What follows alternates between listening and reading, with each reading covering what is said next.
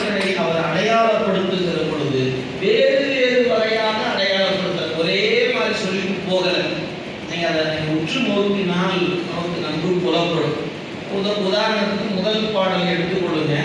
தில்லைவாழ் அந்தனதம் அடியார்க்கும் அடியே. இது ஒரு தனி அடியவரை குறிப்பிடல, பொதுவாக எல்லோரையும் குறித்தது. எனவே தொகை அடியார் அப்படின்னு அவங்களை குறிக்கும். சரி, அடுத்தது திருநீல கண்டத்து குயவனார்க்கு அடியே. திருநீல கண்டர் என்ற திருநாமம், அவருடைய மரபு குயவர் என்கிற மரபு, அவருக்கு நான் அடி. திருநீல கண்டத்து குயவனார்க்கு அடியே. இல்லையே எண்ணாத இயற்பகைக்கும் அடியே.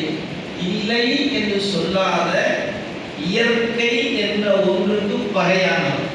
இயற்பகை, இயற்கைக்கு பகையானவர். இயற்பகையார் ரெண்டு பொருள் இருக்கு. இயற்கைக்கு அவர் பகை இல்லை ஒரு பொருள் இருக்கிறது, இயற்கைக்கு பகையும் ஒரு பொருள். எந்த இயற்கைக்கு அவர் பகையார், எந்த இயற்கைக்கு அவர் பகையானவர், அது புராணம் படிக்கும் போது நீங்கள் தெரிந்து கொள்ளலாம். எனவே அவரை பற்றி சொல்லும்போது அவருடைய குலம் சொல்லல, அவருடைய தொண்டு அப்படிங்கிற ஒன்று மட்டும்தான் சொல்லப்பட்டது. அவருடைய வேற எதுவும் அவரை பற்றி குறிப்பிடல. இந்த பெயர் கூட அவருடைய